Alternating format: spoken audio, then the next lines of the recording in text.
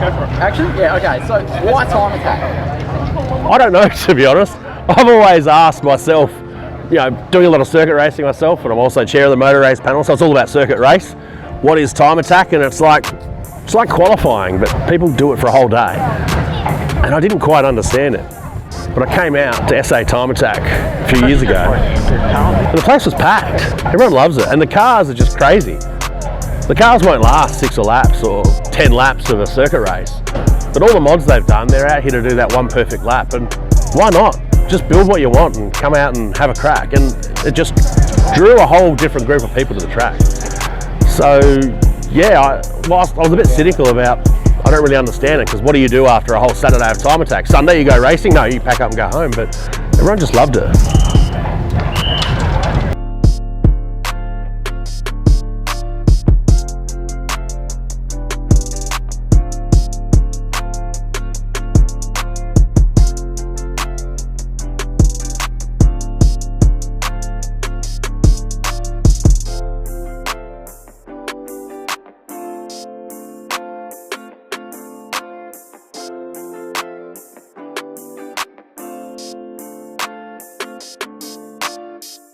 Hi, I'm Adam Nakarada from Melbourne, just here for the weekend for SA Time Attack.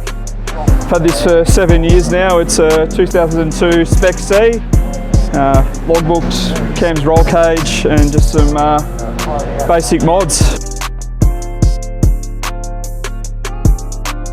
Got a Liberty and couldn't handle being on the track, so it was either do nothing or buy something dedicated. It was on eBay, it was at a good price, and yeah, rest is history. I was the one that had to fly to Tassie to get it, brought it back on the Spirit of Tassie, and the journey began from there.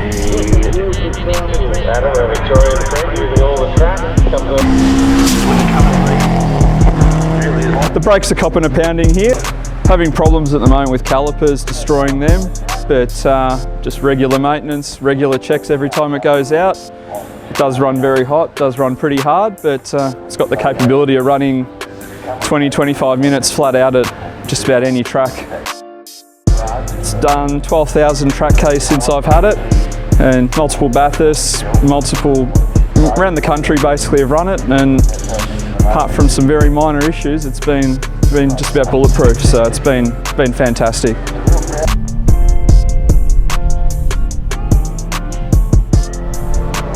It's fairly forgiving.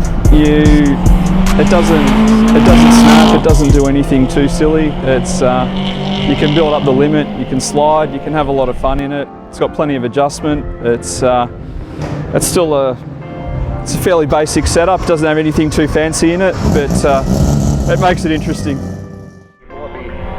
Put the foot back in and away it goes.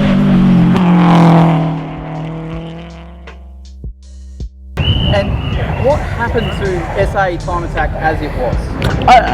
I think what happened, like, you know, talking to, you know, Hendo and Bill, like, you know, and the Mitsubishi Evo Club, the guys behind it, I think it just lost momentum from like key people that were driving along, and I spoke to them for a while because I heard that people missed it. You know, like I know yourself, you've even said you missed it, and people have built these cars and spent all this time and, to be honest, a whole lot of money, and they don't fit anywhere because they're built for time attack. They're built for this one perfect lap. So why don't we just get them out? So my vision is to try and get them out in a more sustainable way where we can mix it with other events. So at the moment we've mixed it with some circuit racing. And what circuit racing brings is the events run with full medical, full scrutineering, all the safety functions, a team that really know how to run the sporting element of it to ensure that's efficient. So we just need to worry about the off-track stuff and getting our cars here.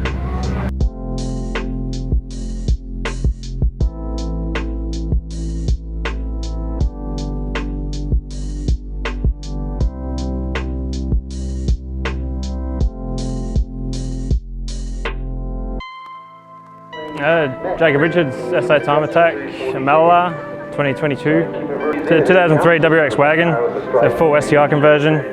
Obviously, big wing, a little bit of aero up the front. Yeah, just solid, reliable little rig. I always wanted, it's the right shape, I always wanted a 2003, the blob eye shape. At the time, the wagon just came up, and yeah, that was it. One of the guys at S&J owned it, and yeah. So it's just got all the basics: E85, intercooler, intake, injectors, STi turbo, and it's a pretty basic setup, but yeah, it works, it's reliable. The engine's been in it for about 6 years, it's running the same power, so it's really good. It was never supposed to be a time attack car. I daily drove it for a few years, and then took it to Phillip Island as the first event. Made some friends in the scene, and then pretty much all downhill from there. Never had any savings again after that. Pretty much just thanks to S&J Automotive, they built the whole car and they've been great, sort of for the last 6-7 years. And yeah, obviously drivers help out as well. My family, my partner Alana, she puts up with me in the car most of the time. Yeah, and obviously all the SA Time Attack committee and the crew and all the volunteers that make it happen. It's been something we've been missing for a little while, and yeah, the Twilight format is great. So I'm pretty keen for the night sessions.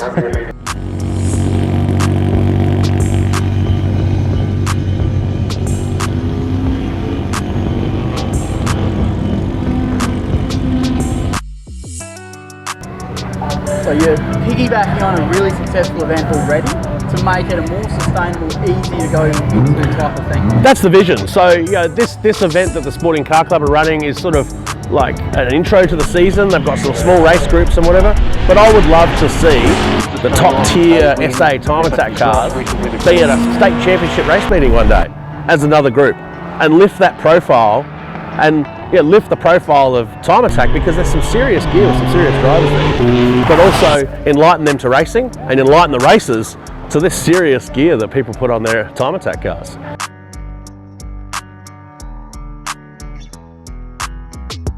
Talk us through what it takes to build one of these high-end Time Attack cars. Well, I'm going to start simple. Not a lot, really. A lot of the cars here are mildly modified street cars, and that's sort of where the scenes come about. So I'll talk about my car for a minute. It's an old Skyline GTR. It's got a bit of a tune. It's got some decent consumables. It's got some decent tyres on it. So that puts it into a class called Club R, right? So it's a club level car, but it's got an R-spec tyre on it. There's really not much to it. There's a whole lot of Evos and Rexes here. Some running in like a street trim with standard suspension. Others running with coilovers and R-specs, and they sit into other classes.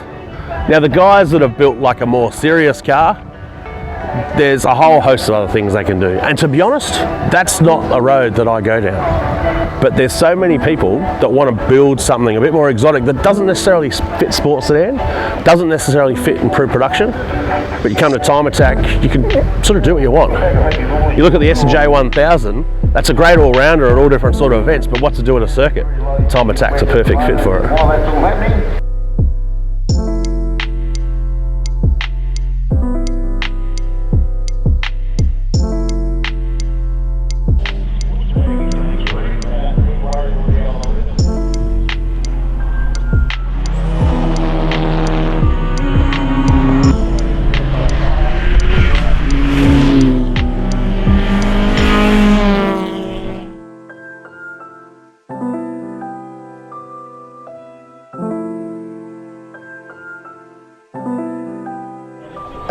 My name's Peter Harper. I'm from here in Adelaide, South Australia, and I drive this 1978 Mark II Escort. I bought it off a mate for about 500 bucks 10 years ago, and we've been through a few iterations since then. So when I bought the car, it actually had a half cage in it, so we had some cage work done, seats and just some basic safety things for it, but from there's a lot of parts you can get over from the UK, so it's still running a single overhead cam Pinto motor. So it's got cams, forged rods and pistons, and apart from that, it's pretty basic, run twin 45 Webers, so yeah.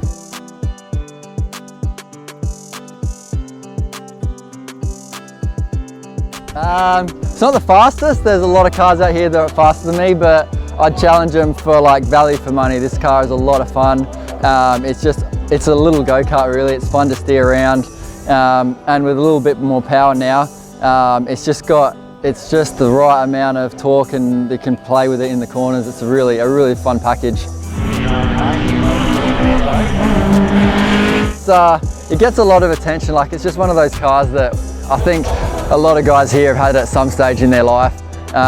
So it's just it's a bit of a nostalgic little car, that's for sure. When you put your heart and soul into something over the course of 10 years, yeah, it's hard to think about swapping it out and going for something else. I can't see myself. If somebody walked up and said, I'll give you $500,000 for it, I'd probably say no, to be honest.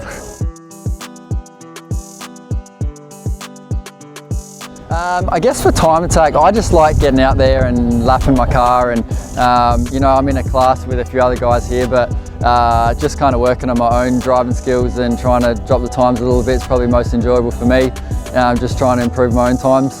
It's a good atmosphere. Everyone's just out here to, you know, if you need to borrow tools or whatever, it's just a good community here. So I know when I go overseas or whatever, you come back and these events are always a really good vibe, that's for sure. Yeah, definitely thank the event sponsors and the organisers. They've put on a really relaxed event. My mates that come out, I mean, really that's why you do it. You come out and kind of share the passion of motorsport, and yeah. A couple of mates, Josh here, he's enjoying a snag back there, but so yeah.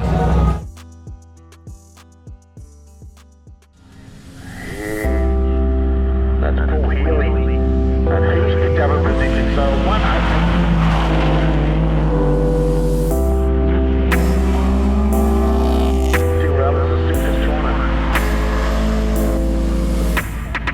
Going to have another shot. It's about sustainability. To hire the track and to run the event by yourself as a small club is a challenge. By working with other clubs and combining resources, you can make sure that you've got enough experienced officials to run a safe and efficient race meeting. And in this case, we've got the Sporting Car Club who run race meetings. They do that all the time. So the sporting element, they're able to facilitate. We're doing some different things to what they're used to with the shootout, etc., which is happening later tonight. And we've talked it all through, and they've got all the officials to man that. So much easier. And then what we need to do as a community is we need to build the atmosphere in the paddock. Get more car displays, more product displays, you know, bit of a car show, some other off-track activities. The twilight period, we can use the circuit. We could do some photo shoots, parade laps, tours of the circuit. Malala, I've got the go-kart track out here now. Who knows, we could see some kind of Mario Kart thing in the evening. There's so many different things we can do. And if we try and do it ourselves, we'll run out of energy. But if we can work as teams within other car clubs, not just businesses, but car clubs, we can make a sustainable event.